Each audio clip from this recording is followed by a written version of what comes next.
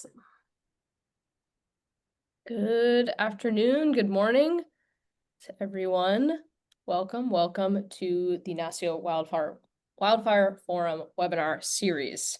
We'll get started here in just a second, but thanks for joining us today, especially during the 4th of July week before the week holiday. I know a lot of folks are taking time off and enjoying some vacation time. Megan, new glasses, looks great.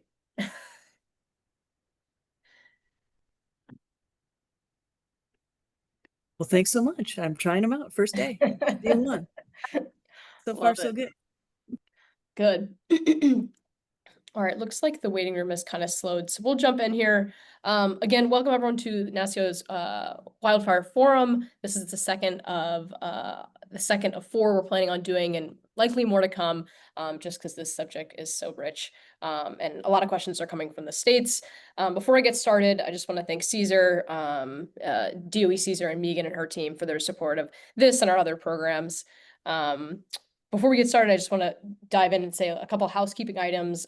We are recording this webinar as we did with the other forums, just for folks that, again, are on vacation and can't join the conversation. And we're going to house those on the NASEO YouTube page for you guys to refer to later. Beyond that, we encourage everyone to join us on camera, especially during the discussion pieces of this. I've kind of alluded to it, but this isn't a talk at you. It's more a conversation amongst states and affiliate partners. So I would encourage you to do that. Beyond that, I would also encourage you to use the chat. If there's resources that you're aware of that you think other states would be interested in, feel free to throw it in the chat, or interrupt me or raise your hand, whatever you prefer. All right, well, we'll jump in here. For those that are new to these forums, I'll just provide a quick overview of kind of what these forums are.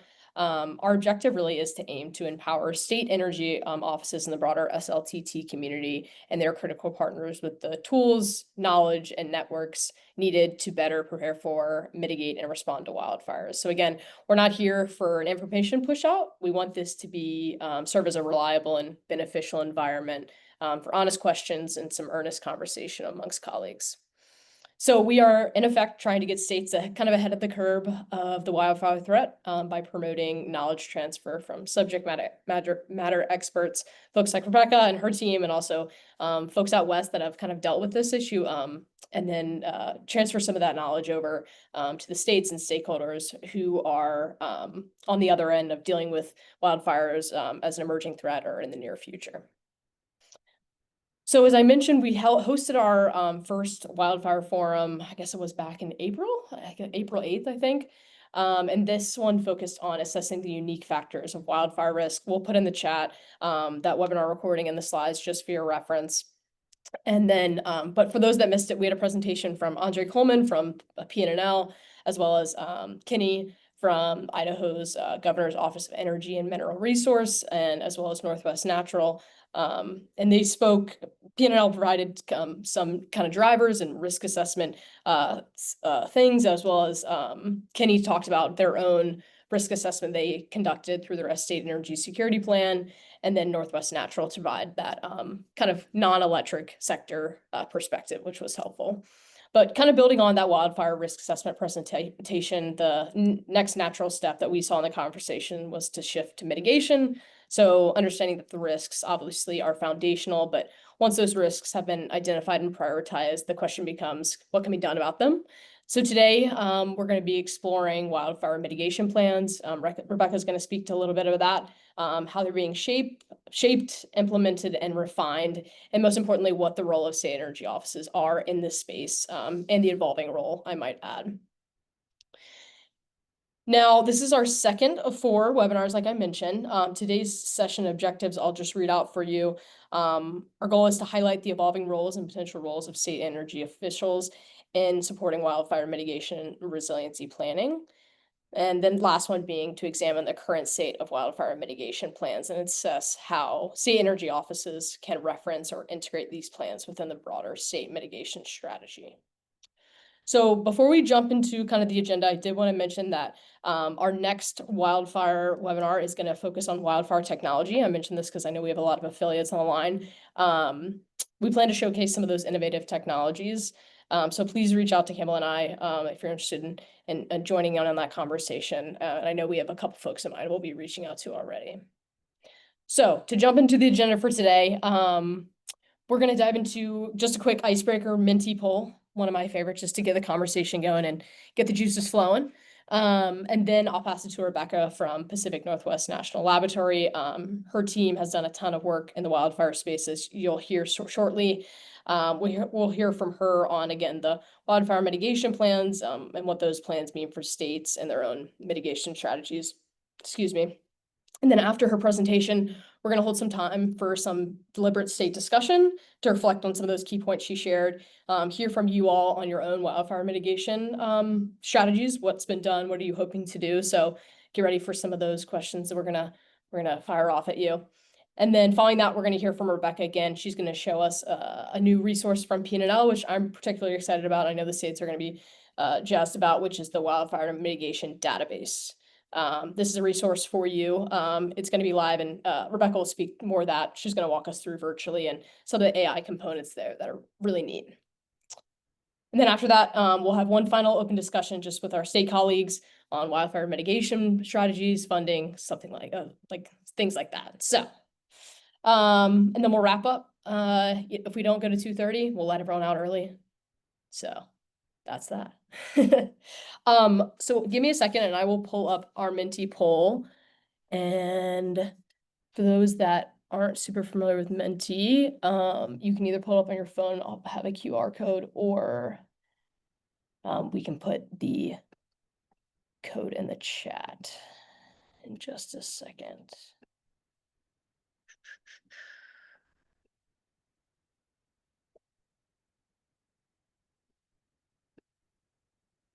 All righty.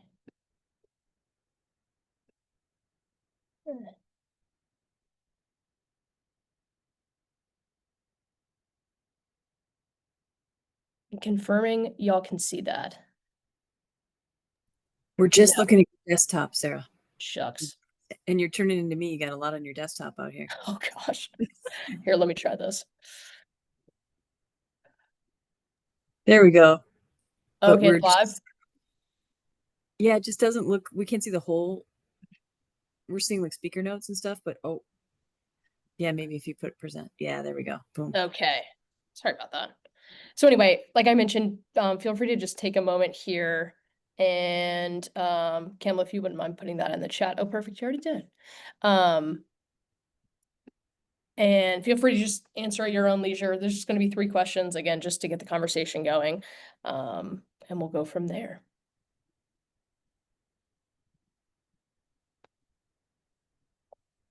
And the question I'll just read aloud is there a level of concern for wildfires aligned? Is the level of concern for wildfires aligned between your state and the energy infrastructure owners and operators? I've already got a doubtful. I'm curious where that state is from.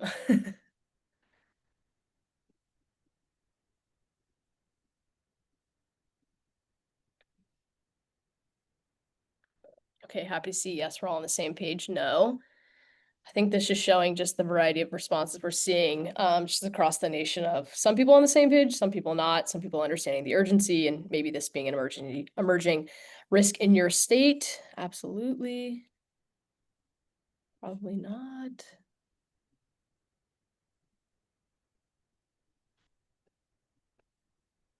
Yes, in pockets, but not everywhere. The smallest municipal utility doesn't have the capacity to worry about. That's a great point. Some of these smaller COUs, the capacity. All right. Well, I'll just give it maybe one more minute for anyone else that's trickling in. We're filling out a Minty poll just to get the conversation rolling. Kind of how states and their energy partners are aligned on wildfires or not.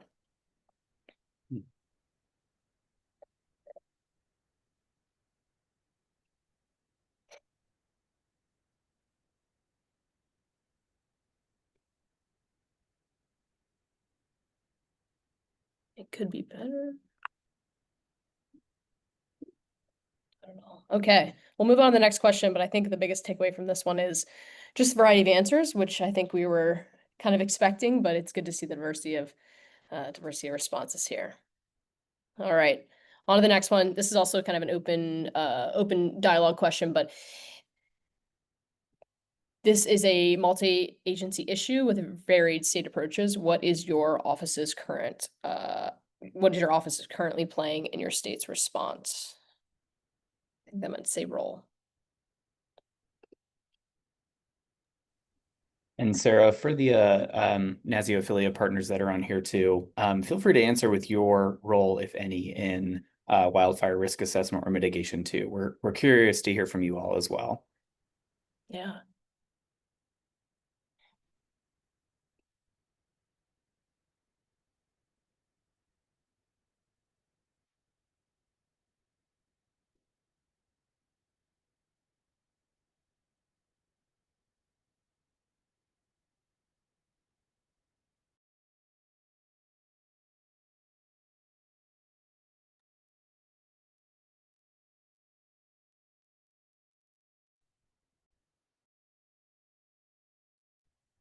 Response is trickling in now. Validating technologies, providing data, providing analysis tools to make informed decisions. I like that last bit especially. Serving as centrally but loosely structured informational hub, monitoring solutions for situational awareness, information sharing. Now, this is from a national perspective of the U.S. Fire Administration. I like this. We don't have much role, which is a little concerning, to be honest. Yeah. I think for a lot of state energy officials too, or state energy office especially, Midwest and Southeast, I think we're seeing an opportunity, I'll say. I feel like in the West, there's a ton of players currently, so seeing what lane maybe your office can play, because there certainly is a role. Oh, interesting. Only if they need to monitor jet fuel availability.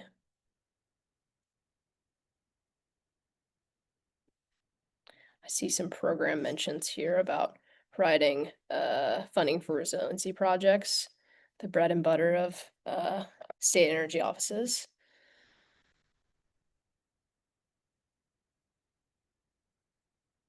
That's great. And then some convening power, I'm also hearing. Wonderful. A reviewer of plans trying to coordinate with other agencies. I feel like that's coming from Washington, if I had to guess. But with wildfire mitigation plans, but I could be wrong.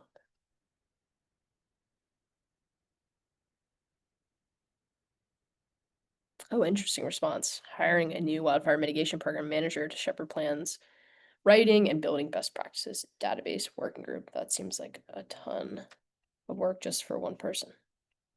All right. Well, in the interest of time, we'll move on to the last question. This is one of those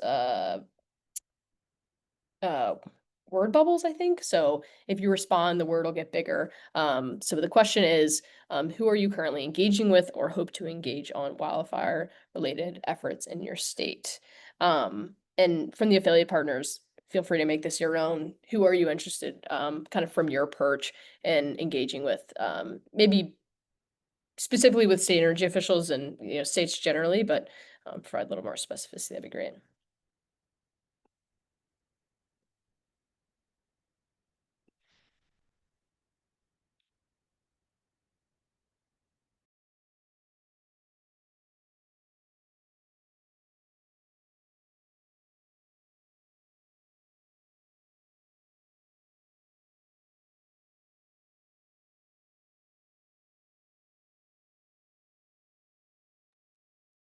EMAs, utilities, community action orgs. I like that response.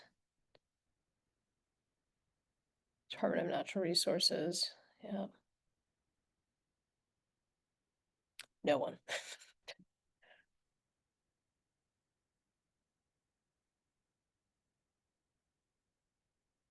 Seeing a lot of emergency management agencies, investor-owned utilities, munis, co-ops, public powers.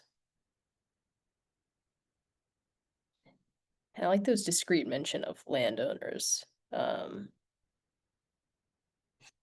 National labs. Great. Fuel suppliers, commissions.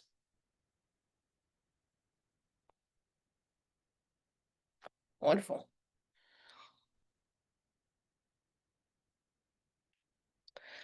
Well, I will stop sharing screen. Thank you for entertaining that. Hopefully you got the juices flowing for just the day, and then especially for our conversation. So with that, I'm going to transition over to Rebecca O'Neill. Rebecca comes to us from Pacific Northwest National Laboratory, PNNL, and is an advisor to that organization. I think a lot of you are familiar with Rebecca and her team. She's works very closely with Megan and her team, as well as Campbell and I on a number of things, all hazards truly, but it seems like she's particularly engaged on wildfires as of late. So I will pull up your slides, Rebecca, and just give me a second and you can get started. Great. And I appreciate that you pointed out, Megan, and one of the cool things I'll just say, I've worked at the lab for over 10 years, and it's so rare to see big cooperation between major parts of the US Department of Energy. And we're fortunate that we have Ann Egger, who has sponsored all of the work you're about to see from the Grid Deployment Office, working closely with Megan Levy on like getting this part of the equation correct. Like, how do we work with state energy offices, and how do we bring the kind of investments we're making in national labs and other tools to be relevant for the states in the vein of this whole state energy security activity. So NASEO has been great at coordinating. I think you're seeing a team in front of you that's really trying to cooperate and get this all right. And so I asked Ann if she wouldn't mind just saying hello and introducing herself to you guys, because I think she's a face you'll want to keep talking to. Ann, do you mind? Sure. Thank you, Rebecca. Ann Egger. I'm with the Grid Deployment Office with DOE. I think I know some of you guys on the line. We've really sponsored a lot of wildfire standard metrics and now this whole database with Rebecca and her team. So I'm just really excited for her to show you what we have going on and then kind of the future projects we have out there. Thanks, Rebecca. Yeah, thanks, Ann.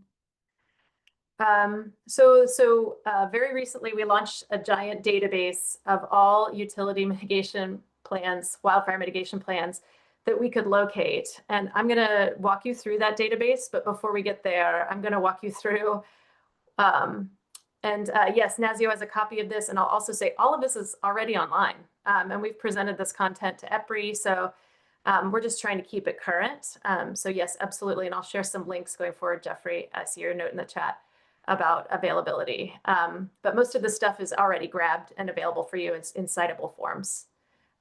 So what I want to do is just, if you don't mind clicking to the next slide, Sarah, is share a little bit more about like all of the work that we've been doing across all of these streams and how it connects to wildfire mitigation plans, what it is, what it introduces that's interesting for states. So we've pulled from the database, we've pulled from technical assistance, and we're pulling legislative trends and other kind of larger trends around utility costing to make the presentation that we are here today. And this is the body of work that Ann has sponsored here at PNNL.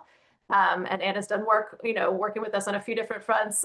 So this is just one that we're particularly trying to do our best to put together. And you'll notice that one of those pieces is state technical assistance. And so the next slide will tell you a bit about what we're planning there. I'm sorry, our agenda. Thank you. Let's start with agenda. So our agenda is to talk a little bit about why do we have WMPs? What is the state legislative landscape and state legal landscape that's created obligations for WMPs or indirectly created meaningful needs for WMPs? When and where have they issued? Which states are seeing a lot of these and have for years, which are just beginning to see them? When are they issuing? Over what time periods? And then what's typically in a WMP, a wildfire mitigation plan, and then some ways that we've done kind of cross-cutting analysis. I'll say that we're about to jump up a level in that analysis because we have some AI tools that are coming online that let us kind of scrape. And I'll give you guys a sneak preview of that AI tool. But as you think of it, if there are analyses or questions that you have that you would really like some citable analysis for, we're very happy to provide that because I think we're all sort of collectively learning right now, which is one of the great things about this issue. Lots of sharing, lots of information, transaction, and this is just a piece of it. We also want to then introduce you to the database. We have, right at this moment, we have 409. We've officially launched it earlier this month. And we got some feedback like, oh, you missed this plan, or I went to a wildfire conference and I think Pacific Gas and Electric said, we just filed our plan. And so we had to go and grab it and put it in the database. And so we're really going to rely on everyone's help, making sure if you see something that's missing, please let us know. We want to make sure we've got absolute currency on all plans that are available to capture. And then we'll do a sneak preview of the AI tool to let you guys see like how you might be able to very soon take advantage of an interactive tool that is exclusively designed, PNNL built it for the purpose of intelligently looking at WMPs. So we'll talk about that. I think the next slide is just a little bit about an upcoming workshop. So we referenced this a minute ago, but in partnership with Megan at CESER and with Anne, I'll just put this chat in there so you don't have to like read and type. This is live as of right now. Again, we use the NASEO forums as a reason to drive and get certain things done. So this registration is available as of right now. There are 3 days of this workshop, and the third day is actually meant to be focused on states' interests and focused on the North Central state regions. But what we would like to do is make sure that other members of the community that are interested in this topic can attend. So if this interests you, if you want to get a deeper dive, this will be in Madison, Wisconsin on August 27th. And I just wanted to put up like a sneak preview of the kinds of things that we want to introduce everybody to, which is, yes, there are state boundaries, but there are also landscape boundaries that have meaning for fire. So it's really useful to look at something like a pyrome-based geography and not just a state boundary geography, and also understand fire behavior in the landscapes as variable depending on what kinds of, whether it's a grassland or a forest is the way that we broke it out here. But these kinds of trends and trend analyses are really important to do over the right unit of space. And some of our fire ecology experts and modelers are helping us generate more material so that the North Central region has really good information about how to think about fire when they're doing their state energy security planning. So we're excited about this workshop. And if it interests you, please register for day 3 to join us on August 27th. This is just the beginning, but I'll let Megan or Anne talk about what other regions and what other places we might be doing this workshop in the future. All right, so let's talk about the WMPs. WMPs exist whether or not there is a state legislation or law that is requiring them. Many states, I'm sure right now that are on this call are seeing voluntary submissions of utilities providing wildfire mitigation plans. This is becoming a new norm. We'll talk for a minute later about there are a lot of drivers, I guess I'll just say, on the finance side and on the risk side to the business that are creating a normative around having a wildfire mitigation plan. Whether wildfire is likely or your top threat, the utilities still need to have one in order for accrediting agencies and insurance agencies to feel comfortable. So I guess my overall note here is that we're providing you with the laws and the legislation, but just know that utilities will be providing these because they have other business reasons to provide them to you. So we anticipate a lot of voluntary plans over time, and we can talk more about the nature of voluntary plans.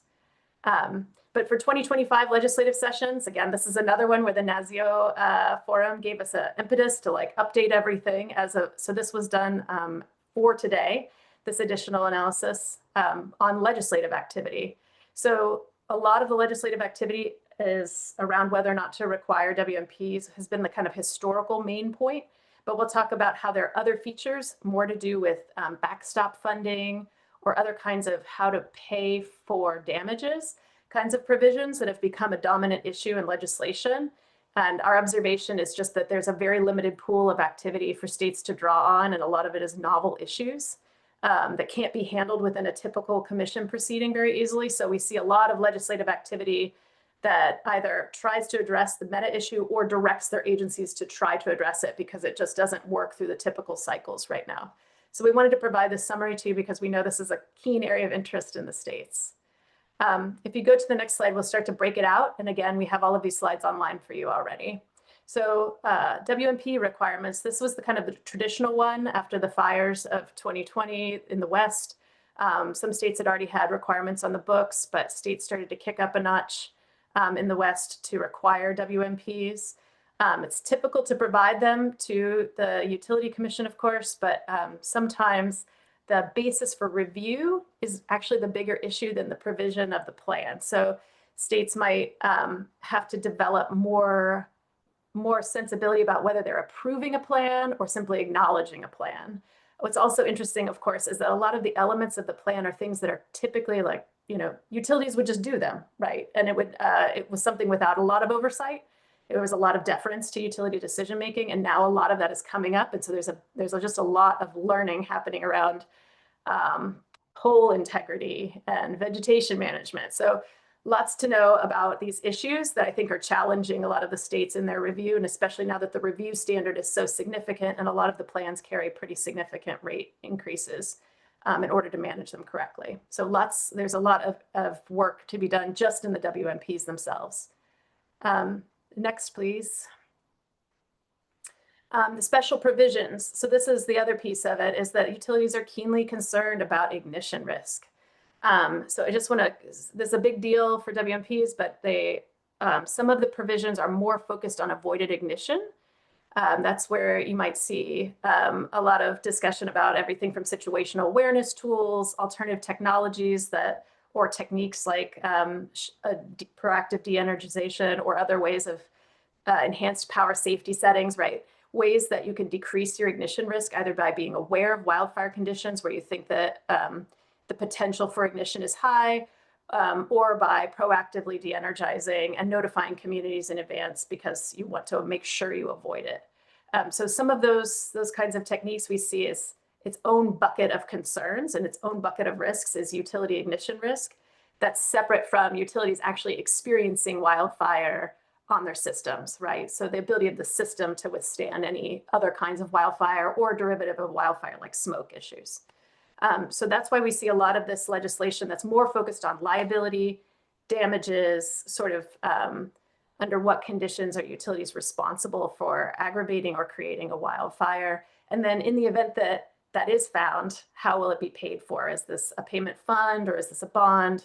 Obviously, these issues propagate really differently depending on what kind of utility it is. So I'm not going to talk about this much more. I think in the next couple slides, we go into a little more detail on the nuances of the payment funds. I'm going to instead pop a link in the chat to all of these slides for you guys. But what I want to say is just a notch here that a lot of the conversation, a lot of the legislative conversation is more about avoided ignition than it is about actually withstanding the wildfire. So just keep in mind that there are these two varieties of risk that are being managed through these plans. Sarah, do you mind next? So right, this is the big hiccup that we were mentioning before about why is this happening right now? This is in the last two sessions. So everybody is learning together, and a huge culture of sharing more information about, you know, what does it mean to take this tech or that tech? One of the things that we're planning to do, and I'd love to know if people are interested in this, is provide more information about other industries and the ways that they've handled these kinds of spiky tail risks, that when they arrive and they really change how utilities business can function, we wanted to make sure that was like something people had good perspective on. So I've put a link in the chat to a bunch of these slides if you guys want to peruse on your own, like the longer format versions of these are available to you. The next slide I think is still about legislation, but maybe we can, no, spatial distribution, this is great. So one thing that we felt really strongly about when we created the database and we started to aggregate all the WMPs is that we wanted all of them. We wanted all of them. So even if it issued 6 years ago, and there are 2 new versions since then, we still wanted them to be a part of the database. We thought it was really valuable to see what changed over time, what commitments were made and fulfilled, and why the direction shifted. So we wanted it to be a very complete archive. And for that reason, you can see over half of them are from California, because every community, even these teeny tiny places in California, were required to generate a WMP. They also, the requirement extended to infrastructure owners. So even if they did not serve customers directly, they still had to file a WMP. So you'll notice real quickly, if you include California in any of your analyses or your look acrosses, you're looking at deep, and you're looking at like lots of types of utilities that are providing this response. It's not just limited to service territory, customer serving entities in California. After that, year over year, we're starting to see more in Oregon because of the depth of the requirement, in Washington, And of course, what's most notable is that this is a west to east phenomenon, right? So we see that tipping from California's been doing this for a long time. These plans are really robust. There's a lot of public provisions around how to look at them. And of course, we're now moving west to east along with the phenomenon to think more clearly about that. I would bet anyone money that if I do a NASEO Wildfire Forum in a year, this map will not look like this anymore. This map will have the whole country covered, if maybe just a few to spare. I think that after 2025, we're going to see a lot more wildfire mitigation plans, and it won't, even though the west to east phenomenon will still look true in terms of volume, I think every state will have had a version of this from one utility. Next slide. Temporal distribution. So of course, what's interesting here, oh great, Doris, thank you. I will say about the WMPs, this is another important note, is that we struggled to include like emergency operation plans as WMPs. We only looked really hard for WMPs that were explicitly plans for mitigation for wildfire and that they were standalone and discrete, because there's so many ways that utilities are required to plan. And teasing out wildfire when it's 1 out of 17 threats that they're looking at was difficult. I'm curious what people think about that. I think again, the pressure will be on the utilities to generate something that is discrete and really easy to identify. But for this database, we didn't include it if they didn't have a kind of a standalone document, rather than tease it out from EOPs or other things. So really appreciate that feedback. If that would be more helpful to have a more expanded set of plans. So of course, 2024, we're only partly through 2025. The reason that there's this spillover is because of a trend by utilities to publish 3-year plans instead of annual plans. This is another trend I think we'll keep seeing. Some of these plans are just too big to think over 1-year term. Also because of the typically annual nature of wildfire, we do want to see the cycling and the learning, right? But it does take a while. Like you want to be able to plan for infrastructure. Some of these things are really, they take longer to do, right? Undergrounding takes longer to do than attaching a widget for, sensors on a pole. So just recognizing that there's this move to have longer term plans. I don't think we're at IRP yet, where we're going to turn every 2 years, we're going to turn over a 15 to 10-year plan, but we're definitely looking at longer arcs of time. Next slide.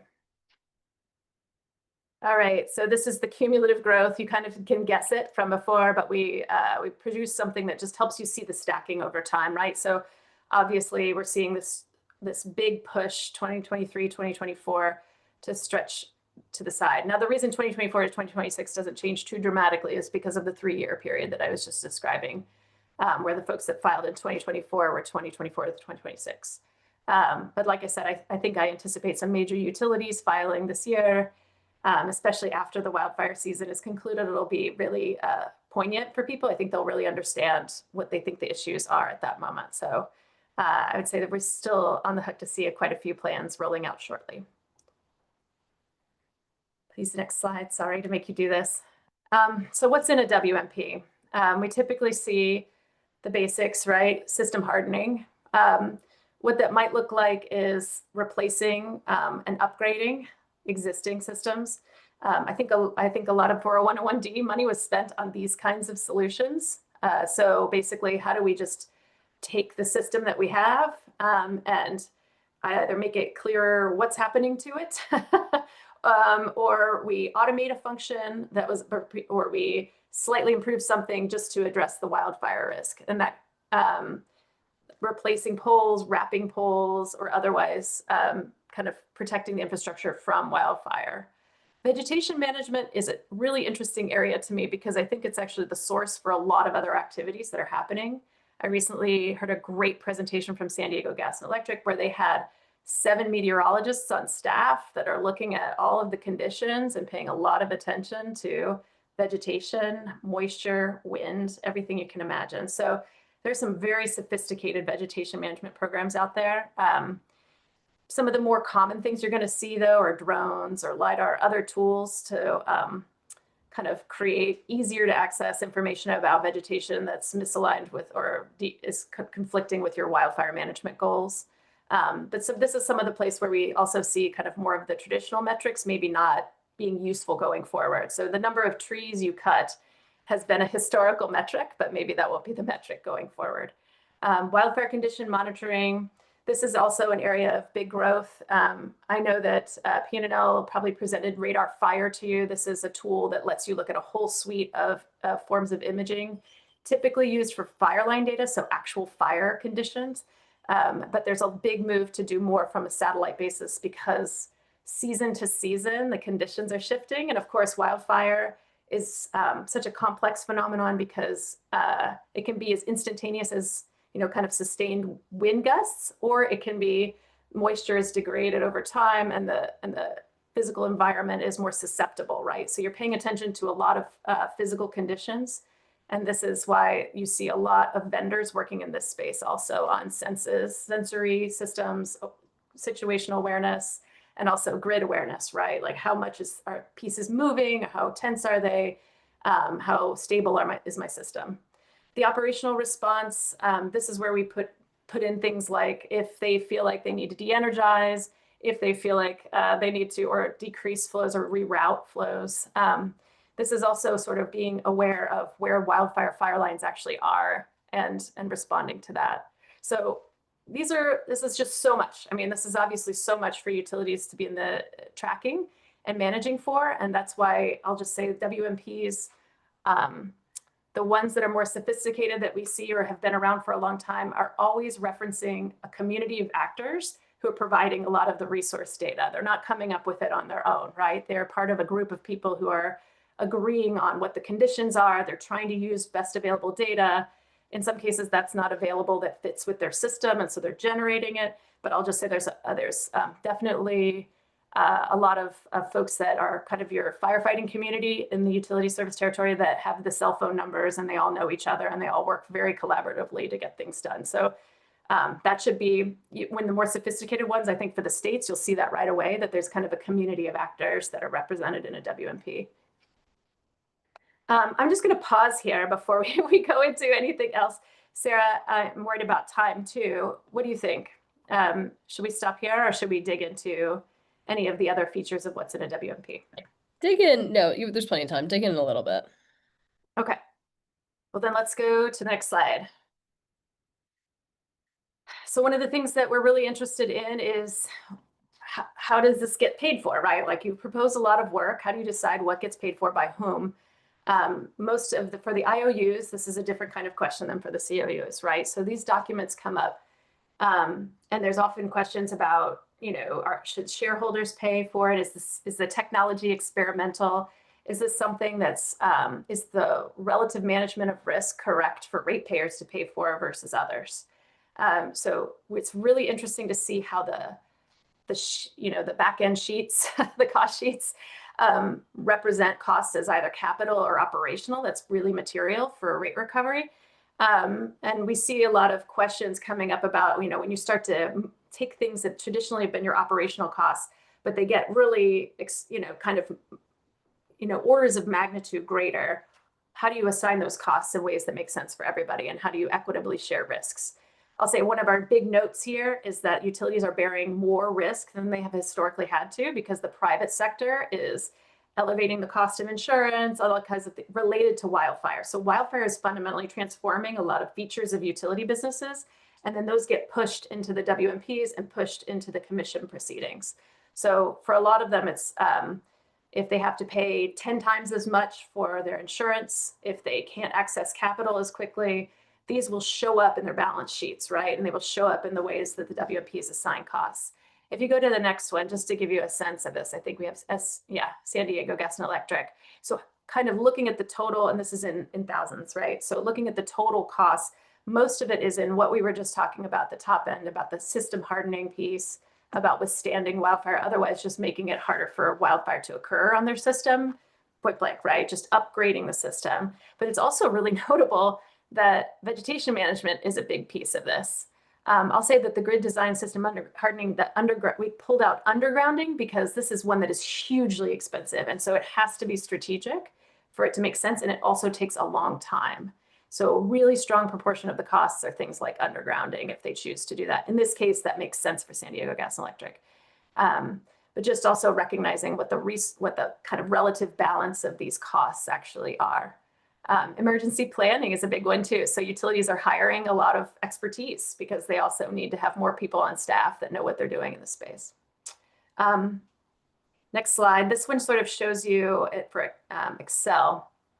In Colorado, the vegetation management is going to be your operational piece, and it's a standout as a cost, right? So a lot of the work to know what's happening in your transmission distribution corridors, this is a major feature of any WMP because they're justifying a significant amount of cost on the operational side. Everything else, though, as much as they can put into capital and make sense in a capital environment, is also going to be your big one. And back again to most of these costs are really upgrading the system, right? It's the system hardening piece. That's what the utilities are expressing.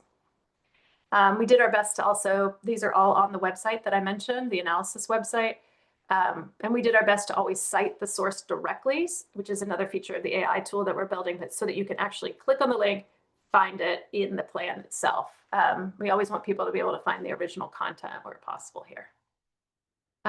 So if we go to the next one, I think we wanted to also point out for the states, this is an area of keen interest, right? So there's a lot of investment in how do you upgrade the grid in a way that actually benefits people on blue sky days, not just in response to an event that may or may not occur. It's really interesting. We also see a lot of state policy around advancing these kinds of technologies in general for reliability reasons. And we know that a lot of the wildfire mitigation investments have reliability benefits. But this is a place where the value stacking question hasn't quite arrived. We haven't kind of figured out how to make sense of these together. But I think there's a keen awareness that wildfire mitigation does have reliability benefits. It has blue sky benefits. This is another part of a GDO program inquiry around GRIP, which is to see to what degree are we able to measure those benefits. And it might be an interesting point where we might consider co-planning for wildfire mitigation along with other kinds of grid investments. And we might hit something new there. I really want to, if you go to the next slide, I really wanted to introduce this idea to you guys because I always think of the state energy offices as sort of tracking technology innovation, especially when it has benefits for emergencies. So this is one of those weird spots where the same technologies are useful for energy security that are also useful for advancing the grid writ large. We just find a different motivation for it right in this moment.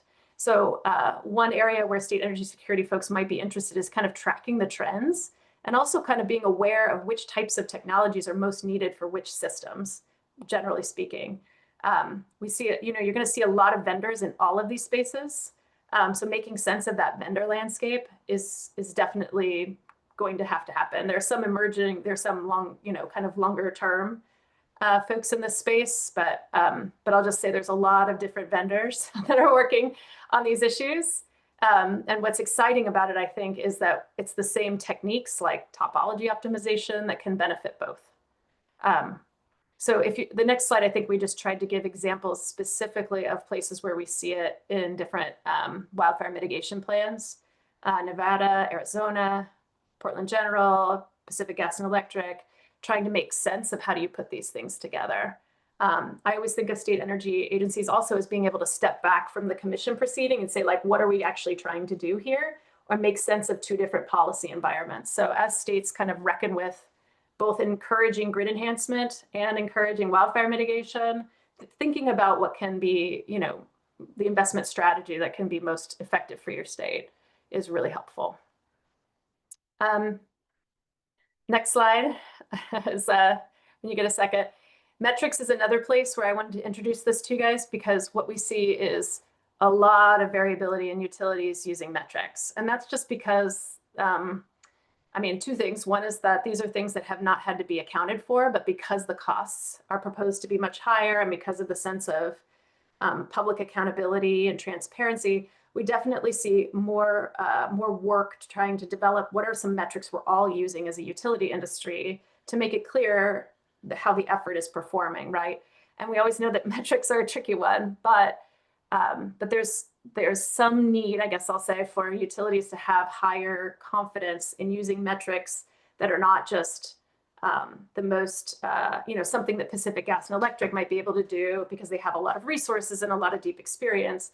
What can the average utility do that's meaningful and that demonstrates to their constituents and to their public oversight or anyone else that's interested in them, or people who are providing funding that have these questions? There needs to just be more backing there that's more stable. And so we wanted to introduce these metrics to you guys because we think this is another area where states might be well positioned to sort of create a sense of normalization, not just in the data as well as the metrics. So these are the reasons why we have these metrics. As I mentioned, evaluating performance is job one, but there's a lot of transparency and customer questions that they also have to answer. So I think the next slide you can skip through, Sarah, but sort of like we see this range, right? It's like one value.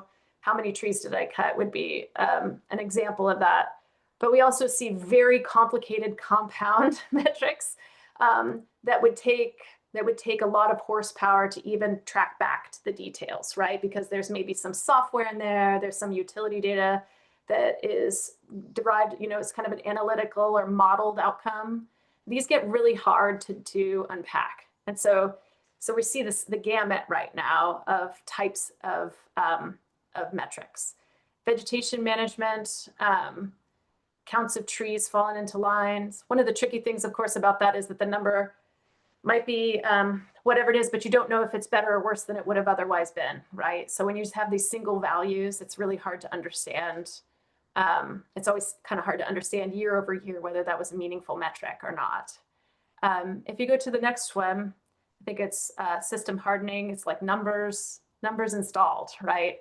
So you can see that we're still looking for something more about risk, right? We're trying to understand more, not just what did you do, how much of it did you do, but what's the effect of doing all of that? So this is where we kind of move towards, I think risk assessment is next, if you go for it. Oh yeah, well then there's these, right? So the PSPS examples.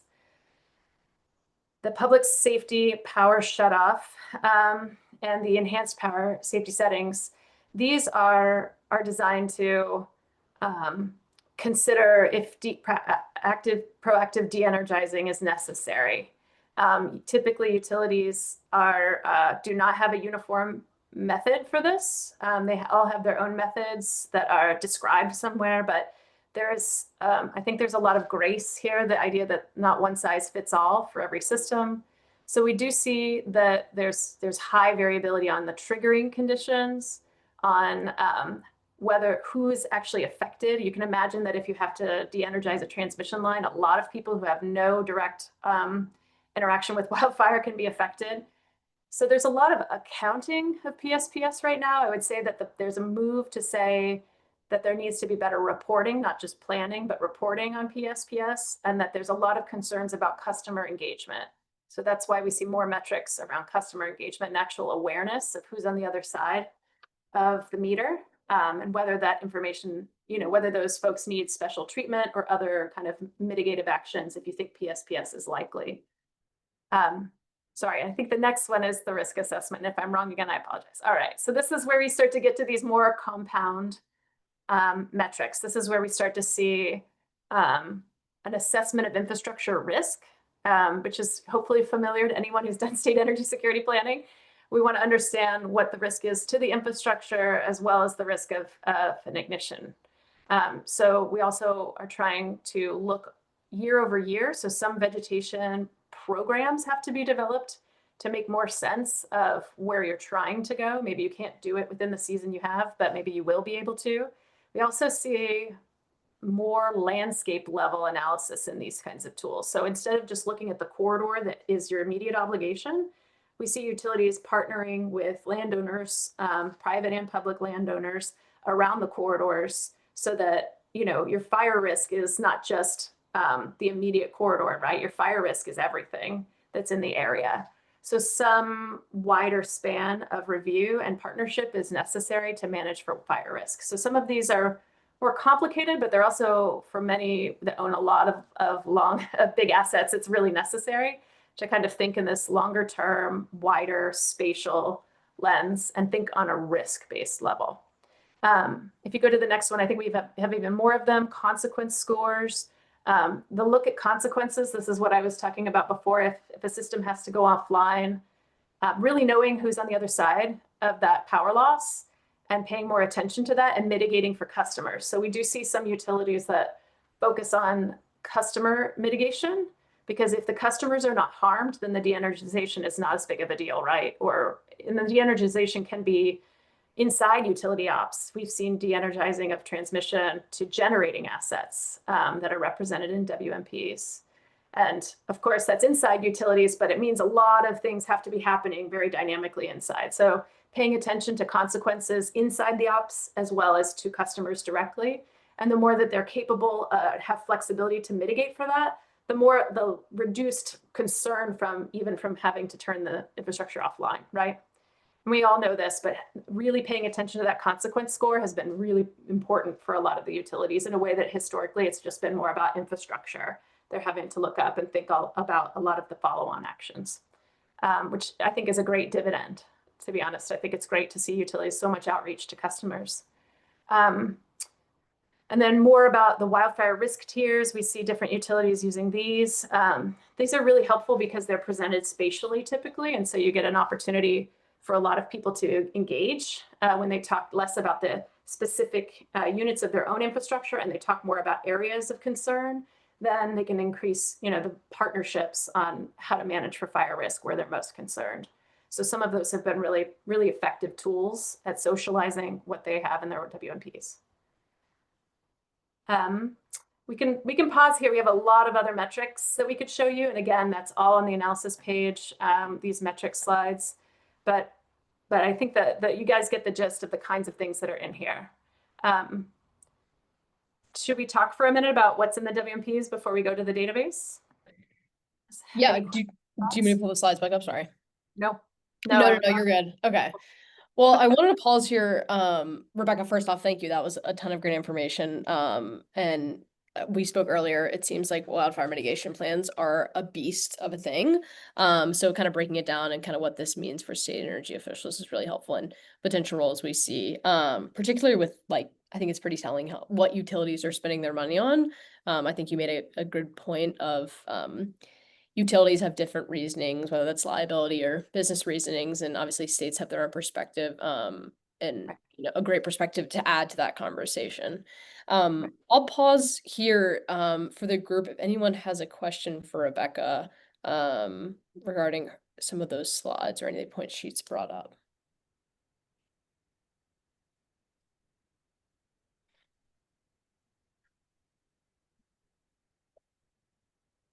Hearing none, I'll maybe take moderator privileges. And before we kind of dive into the larger discussion, just a pointed question for you. Oh, never mind. Megan, please feel free to come off mute. Hi, thank you, Rebecca, so much for the presentation. That was great. I'm curious you mentioned you imagine that map you showed, more states on the East Coast are going to start having wildfire mitigation plans.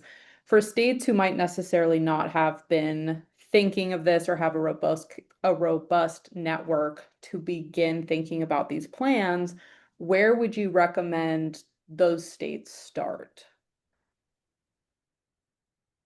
Yes. Okay, great question. So maybe there's two strands of places to start. And this is actually the exact motivation for the North Central, is that the utilities are developing their plans right now. Right. And they are starting to bring it forward. And there's kind of well, what do I need to know? And how am I supposed to look at this exactly? Like I said, I think that the utilities are all kind of learning what are the essential pieces of a WMP, and that it's useful for the states to kind of have that high level, this forum, for example, that high level sense of for WMP to be meaningful, it really needs to think about all of these things. Whether or not you think it's the right time to execute it, you need to consider all of these different features because your posture is probably going to change. The other thing is that there's huge fire expertise in every state. I've just been blown away. And I think the National U.S. Fire Association is on here. There are a lot of national fire resources. And there's also typically HMPs are tracking these kinds of concerns. I guess the last thing I'll say is for utilities, there's a lot of I would say that there's like a lot of emerging knowledge about how to design effectively to respond to wildfire, because as you know, in energy security, you can harden all you want, but you may not be able to actually eliminate the risk. So what is the thoughtful level of investment? And so partnering with your utility to make sure that they've, done the RFQs to look at vendor solutions, that they've like kind of walked through the steps. Whether or not they arrive at the conclusion is less of it, right, than the process of how do you prepare a mitigation plan.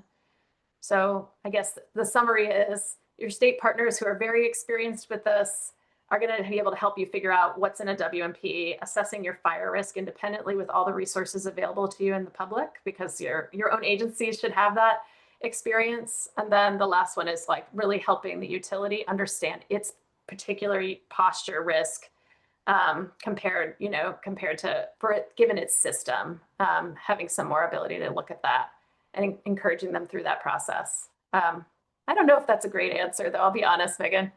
I'll know more after August 27th, because that's the goal for those states, is to try to bring a lot of that, where are their public resources. If you think that even just having a cut sheet of like, where are there public data sets that are easily available to you to analyze in your state, I'm happy to provide that. That kind of information is definitely available. Awesome. Thank you so much. Yeah, that's a great question. That is a great question. I feel like a lot of states are really struggling with that question in itself. Of a lot of folks are new to this issue, and I think the utilities are also in a learning and listening space as well. We heard from our Wisconsin colleague Carrie that that is doing the workshop with Rebecca, that folks from their utilities are really just hungry for information. So even sharing some other plans, I think is a great start. Campbell, something to add? Yeah, question, and probably a hard question. So maybe this can spin off into a side conversation either here or later. But obviously, there's a lot of data and variables to collect and analyze and sift through, and recognizing that the states have a certain level of due diligence that they need to perform, or a certain level of minimum due diligence. How do you balance maximum due diligence with the timing of doing the analyses for all these different measures and actually implementing them and getting them deployed? Is it a matter of letting perfect get in the way of good enough? Not to go too colloquial, but there's just something I'm thinking with all this wealth of information that we've got to sift through. Yeah, I mean, there's some real easy stuff everybody can be doing now, right? You can make sure that the mutual aid agreements are in place that are going to help you be responsive to that. You can, you can do an assessment of the system to understand, like, how well do you know your customers? How well do you know who's going to potentially be affected? You can assess. I mean, there's a lot of like today kinds of things that you can do. Like one of the things we're hoping to do in this North Central, and I put it a little bit in there, is if you have a better understanding of fire behavior on your landscape, then you already are ahead, because you have a good sense of where to focus your efforts on in a physical, like a spatial way. I want to focus on this unit, and that might cross state boundaries. And I'll say that like states are in a great position, because it takes a state to know who the landowners are and to convene those communities, right? Or convene the vendors and make them talk about something, right? It's a great opportunity for the state to use its convening power to organize around issues that individual utilities don't have the capital or the bandwidth to go investigate on their own. At the end of the day, I'll say, like, when we work with the smallest utilities, a lot of times it's just like, well, we just know our system. We just know how to interact with it and what to do about it. So you're really complementing the incredible knowledge the utilities have of their own system with the landscape knowledge and the fire ecology that the state agencies already have, right, in that space. So I guess I'm really struck by Megan's question, because I think it's the right one, which is, if we know it's coming, what can we be doing, and how can we what's the state's job in that space? But definitely thinking of wildfire as a landscape phenomenon and not as a utility phenomenon, and also just recognizing customers, electricity customers in this space, and what is you know, often states have really incredible knowledge of customers in ways that utilities don't, just because they're not organized that way. So, so just thinking about like, you know, the unique things that the states can do. You know, like, and states writ large, right? Like you should know your DNR. I think somebody put that in there, your DNR, you know, or in some cases you have forestry departments who should know quite a bit about this. So it's not just your emergency response agencies, but even shoring up your emergency response knowledge is useful. Yeah, great question, Campbell, or comment. I feel like there's a lot in the chat too, so I don't want to miss that. Yeah, there is. Thanks, Brian. And Great I just comment. want to take this moment. This is a great conversation. Another thing I maybe want to pick on the states on, for folks that might not have wildfire mitigation plans in their state, are IOUs or COUs engaging you, asking questions? Have you had conversations? Kind of what have those conversations been like, if any? I'd love to hear from the states. Me too.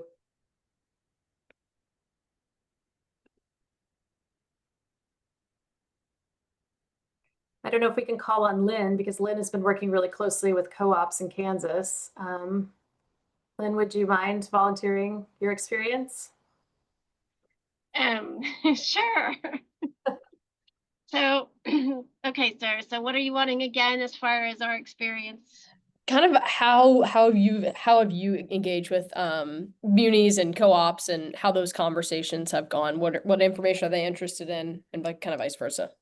So ours started early on when I was invited to present to our state cooperative association and about some other grants that we had going on and some legislative issues. And the one thing that kept coming up was fire mitigation, because that is a relatively new concept to Kansas. I mean, we've always worried about tornadoes and, you know, natural disasters from, you know, ice storms and things of that nature. In the last few years, we've had, everybody now knows what a red flag day is. So our co-ops in the western part of the state, a lot of them were not prepared when we had some significant fires come through. They don't have the resources. So that started a conversation as to what could we do to help with wildfire mitigation planning. And we found some co-ops didn't even know really how to start that conversation, what it should look like, who to engage with. Others, you know, had kind of a sketch of a wildfire mitigation plan, and had some resources to put towards it. So we opted to start a dialogue with the various co-ops to find out where they were, what the issues were. And obviously another thing that came up is wildfires don't stay contained within a specific, you know, co-op area or county. And we were finding that the co-op A wouldn't know what their neighbor's fire mitigation plan was, or who to even contact when they knew they had a fire starting and they needed to get the word out. We got a problem, it's coming your direction. So we now have 29 of our co-ops engaging in active wildfire mitigation planning. And so that planning is consistent across those co-ops, so they know that the co-op next to them is going to have a similar plan, starting with identifying their assets and that type of stuff. So we're still kind of early on with it, but it's been a very interesting conversation with the co-ops, and bringing them together. And I was glad to hear Rebecca talk about topography, because that's been a recent issue, because a couple of the significant fires that we had in Kansas actually started in Oklahoma and moved their way north. So it goes across state line, and it's that recognition that it is kind of a topography issue sometimes more than anything else. Thank you, Lynn. Yeah, it seems like co-ops was the biggest need. You guys recognize that, and thanks for sharing a bit about that. Johanna put some other items in the chat for those that are following along. She said, I think my IOUs are grappling a bit with how to cope with the requirements from 2 different states. That's a fair point. Also, just to kind of summarize a bit of what she said, kind of leaning on other states with what they have done. I think there's certainly some lessons learned there. All right. Well, I'm gonna pause here, and Rebecca, just given time, I'll pass it over to you to kind of introduce the database, and then maybe we can continue on with the conversation. But I'll pull up the slides if that's, you want the slides, right? Yes, please. This is where we get to play. So I'm going to pop it in the chat, but also if you go down the slide, I think it's 32. Sorry, you guys. I just want to make sure you got everything we had. All right. So wildfire mitigation plans. We have a database right at this moment. It has 409. We'll probably need to squint the Nebraska plan that Doris gave us to check and make sure we've got that right, or follow up further. This is one of the interesting things about this database is that it was harder than we thought. It was harder to locate them. We were looking for them where they wouldn't be, right? So we really appreciate any states that want to send us versions that they don't find here. BPA sent us a few that we had missed, and we were able to update, but we want to keep this current as we can, especially through this fire season right now when everybody really needs this to be accurate. So it's one location. If you go to it, if you navigate to it, and I can either share my screen or I think in your next slide, Sarah, we have a little bit more about if you search plans, you can also use a map function. If you click on the map function, and I'm happy to do this in real time with you guys. Maybe I'll just switch it to me if that's okay, Sarah. Because then I can do the other feature too. Sorry about this. There we are. All right, so in this, if you want to discover in the map, you can use this function. These might be especially helpful for states. The reason that we really wanted to create this was because we knew that a lot of people, service territories are a weird thing, right? Like how they come to be where they are is a history lesson as much as anything else. And so people might want to know if there's a wildfire mitigation plan that covers a space.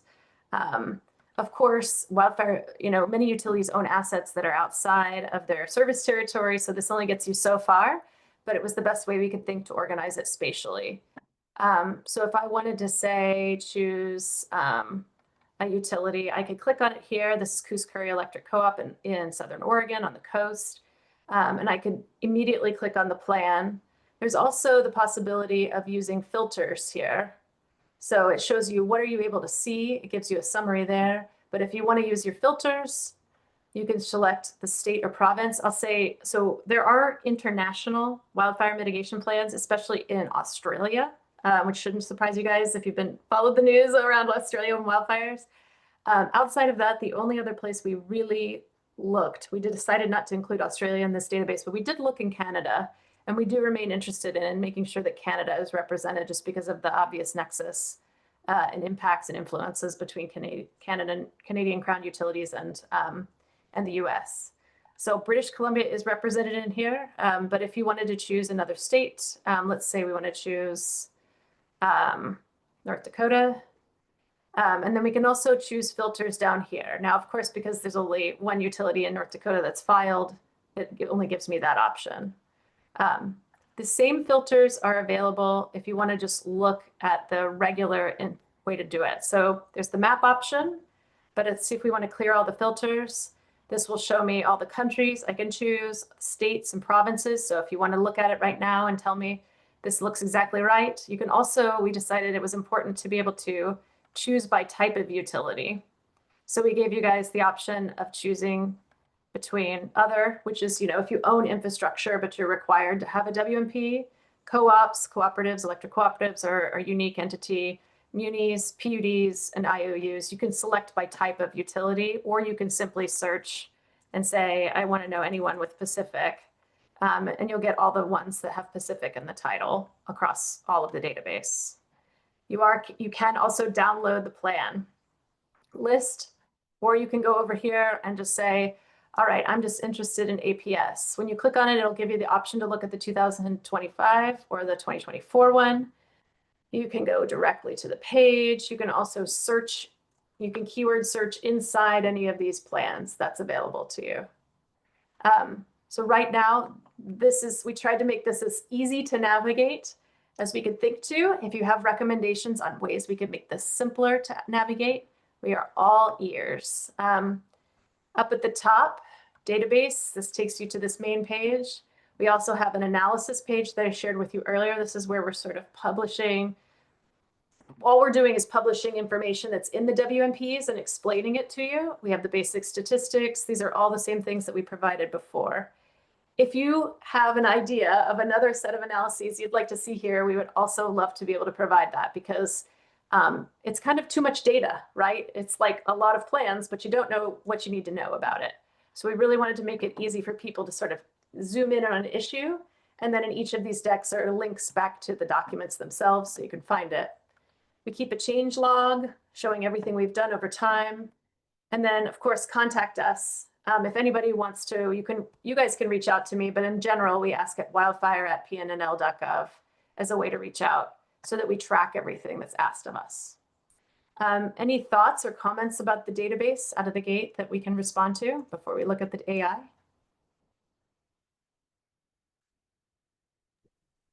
I see a lot of, this is amazing. And that was my reaction too. Great, I'm so glad. And one quick thing I want to call out that's actually pretty neat about just PNNL and the transparency that they have is, I can't remember when, I think it was the change log, but they show kind of what's been updated, and specifically like this X plan has been updated. So as Rebecca mentioned, her door is always open for feedback and things of that nature, just to continue to improve this awesome resource. Yes.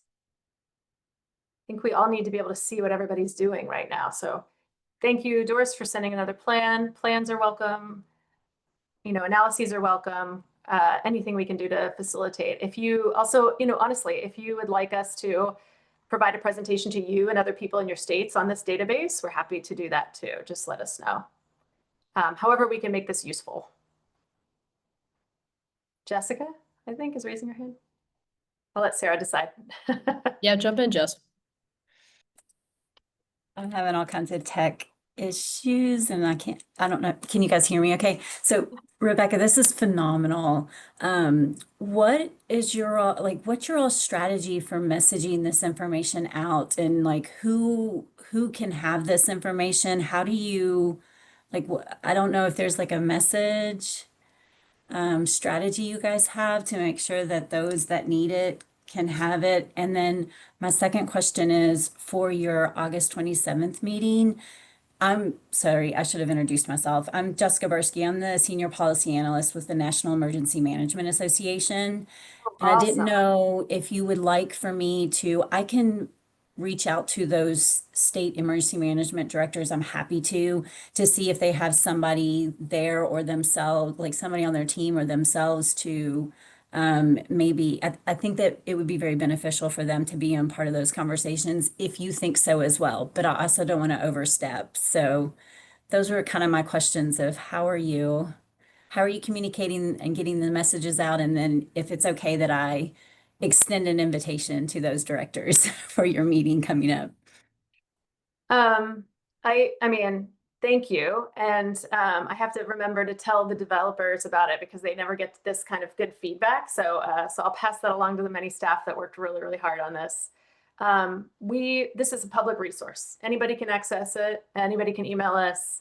I don't know how much you've worked with national laboratories, but in general, this is like, this is our catnip, is when people are like, yes, we love this tool. Can we talk about it some more? Tell us more how to make it useful.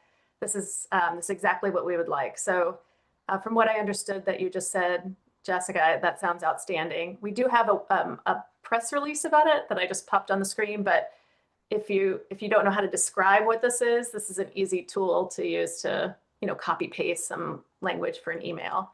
I'll put it in the chat for you too, Jessica, but yes, we would love an opportunity to do it. We also need to keep improving it, right? Like this is a very live area of work. So things get out of date really fast. And so it's really important to us that the community, it's kind of like everybody's data, right? So we want everybody to help us continue to keep it useful to them. It would be outstanding to have that opportunity. Thank you. Thank you. And thank you again, NASEO, for hosting this. This is phenomenal. Thank you, NASEO. And I'll just pop in. Thank you so much, Jess. It's great. I love to see the real-time coordination between our groups that we fund to do all this. And this is technically a GDO project, but as was mentioned in the beginning, it's great to work with Anne and just be able to leverage the great work she's doing. And we absolutely just kind of finalize these dates for the August workshop. So I didn't have a chance. I think we're meeting tomorrow, Jess, but we'd love to have emergency managers from the region. We've already talked to a few, but yeah, you bet we need EMs in this discussion just nationwide. So thank you for being here and for offering, as always, to be such a great partner. Well, you know me, I like to get the good word out. So thank you.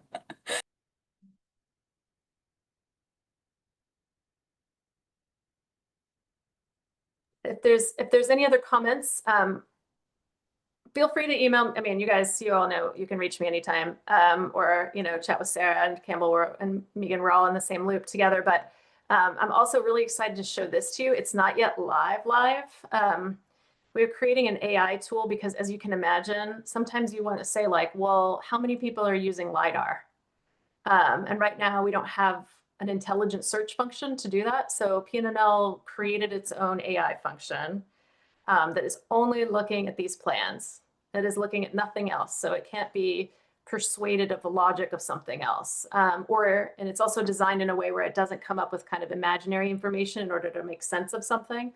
It has to do with the technique by which it's built. So as I was just telling Sarah, like if you asked it, who is Taylor Swift, it would not know because Taylor Swift is not mentioned in any wildfire mitigation plans, right? So what you could do, for example, is you can ask a question. This is sort of a preliminary version of it. I just want to offer it to you guys, but hopefully it'll make you interested in helping us with beta testing because we're very close to the point where we want to make it available, but we need people to interact with it. So if that interests you in beta testing our AI, please just shoot me a note or put it in the chat and we will follow up with you. But if we want to list public safety power shutoff strategies, and let's say we want to choose only utilities in Idaho, Montana, and British Columbia. Let's see if it offers it and it's thinking through it. I'll just say that because this is an early version, it takes a little longer to make sense of it, but it should be able to generate a response. While it's doing, and that will be fully embedded in the website and be online and available for everybody. We have to manage for kind of computational effects, but otherwise, that's the plan, is for everybody to have access to it right now. Is there something in the chat? I think I saw something, but it flew by. Just offering to help with the beta testing from Idaho. Thank you. Yeah. Awesome. That would be great. So I knew this was going to be a slower one because the developers had to stop and shift to this. So hopefully it'll pop up in a second. Oh, here we go.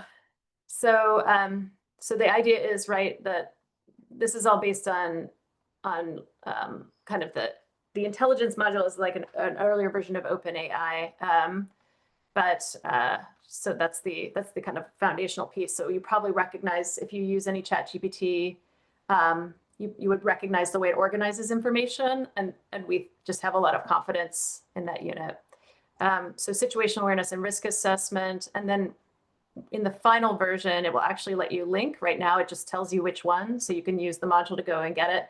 But once it's fully instantiated, it'll be able to connect. So not only will it tell you, oh yeah, Idaho Power uses file potential indices, it'll also be able to connect you to that actual page number. So here's all the ways these practices for PSPS come up. right, disabling automatic reclosing, et cetera. So multi-stage, we monitor, we assess, we issue a warning to customers, and then we execute it within a time frame, right? So all of this is really helpful because, and what I love about it is, even though we've only chosen this family of states or in a province, it shows you variety, right? It shows you how many different utilities are doing slightly different things. It lets you look across. If you specifically are looking at an issue, it might pull up Kauai Electric at the same time that it pulls up Idaho Power at the same time that it pulls up, Bandon Electric in Oregon. So it really lets you see across, and also if you know that a utility is particularly interested in a certain issue, you can zero in on where else in all of these plans are those is the issue coming up. Of course, the plans are just the plans. So, one question for you guys over time will be, do you need reports in here? Do we need another database that does that, right? The plans are only one feature of this, but right now it's a pretty robust set of documents that we think helps us get further down the line of resolving for wildfire. Any comments on the AI or questions?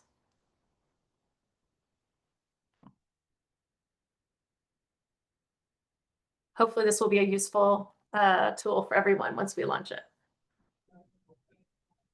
Thank you for that, Rebecca. And kind of on that, you mentioned obviously these plans are just plans, and I think there's a lot states can glean from them.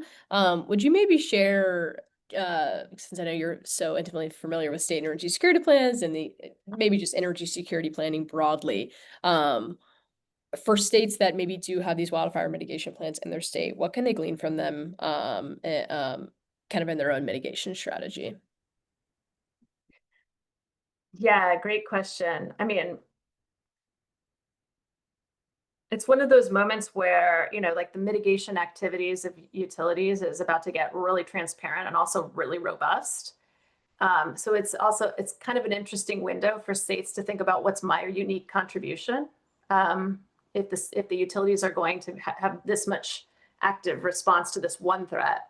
And I think we've tried to talk a lot about mitigation planning for states, as there's a whole suite of activities that only the states really have the power to execute.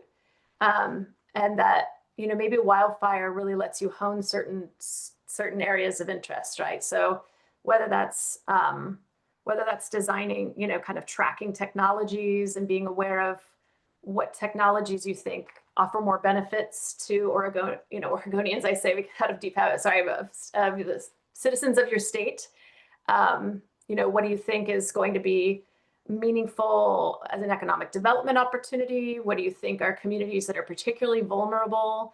These are things that are supra utility, right? Like no one utility is going to have good vision on the kind of the big needs in your state. So being able to contribute through your state energy plans, what are the key vulnerabilities you're concerned about? What are the key consequences you're concerned about? And what kinds of convening or policy or studies or other kinds of work can you be doing as part of your state energy plan? Like, to me, that seems entirely aligned and copacetic, if not like a great opportunity for the states to say, my role here is to bring this, because people want the states there right now, right? Like everybody is asking for the states to weigh in and help them make good decisions here. And they're looking to the states to provide that kind of guidance. So whereas, you might not be in the best position to answer exactly which piece of the utility infrastructure is going to be most vulnerable to X or Y, you know a lot of other features of the risk equation very, very well. And I guess I would hope that the state energy security plan would help you get pretty far down. You would be able to send your plan over and say, read these pages, and I want to see how your plan responds to these pages, right? I'm really nervous about this particular interdependency. Please think about that issue as you make your plan. I mean, hopefully those documents work hand in glove, right?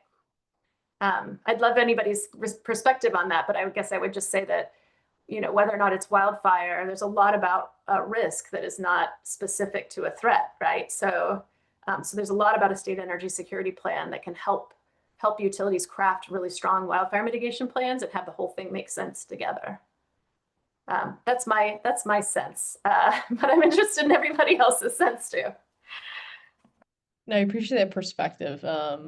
and yeah, that was a super broad question. I think you nailed it, but kind of to empower states on you might not be the wildfire expert, but you certainly have your fair share of knowledge of risk and energy infrastructure. So don't downplay that, certainly. And certainly bring that to conversations with utilities. Well, I know we're coming up on time. So just to wrap up here, one, I wanted to first off thank you, Rebecca. That was awesome. I know you and your team, and thank you to the GDO team and CESER team for all the work you all are doing together for the benefit of states. Just to close kind of the state conversation, one thing that Campbell and I were talking about, and one thing I might leave you with is, we're certainly in a time of more resource constrained environment. I know a lot of folks have used 401(d) and those avenues to support wildfire mitigation. So would encourage you to think as the days and weeks go by of kind of other innovative ways states can continue to support those investments from the State Energy Office perspective. So I'll leave you with that. One other thing I also wanted to put in the chat are just a couple of resources that Campbell and I pulled together. First one being Washington State's Wildfire Mitigation Template. This might be a good conversation starter for utilities. I know Johanna's on the line. Her and her team have a much more formal role in this wildfire space. So Johanna and Eli King, I put Eli's email in here, are great ones to reach out to. Secondly is APPA's Risk Mitigation Toolkit. Again, this is kind of how they're evaluating risk, and a good potential conversation starter, something to send to your partners in the public power, but certainly relevant to all the other COUs. And then finally, I'll leave you with just President Trump recently ordered a new executive order that was on June 12th that it talks about wildfires, related to wildfires. So just sharing that for situational awareness. This is more at the federal level, but certainly relevant to everyone on this call here. And yes, Johanna, I appreciate you putting your email in there to chat about the pros and the cons of the template. Yeah, I'm sure there's some lessons learned after having gone through that a bit. So I know we have a minute left. And I'll just leave you with thanks so much for staying on for a whole hour and a half. I know this is a long time, but I know we had a lot of great content to cover with Rebecca and wanted to have some deliberate discussion with states. And again, have a wonderful 4th of July and hopefully a restful 4th of July. And we'll see you next time. And for those that are on the committee, we'll see you next week. Thanks, everyone. Thanks, NASEO. Appreciate you. Thanks. Thanks, guys. Thanks, Thank you, Megan. everyone.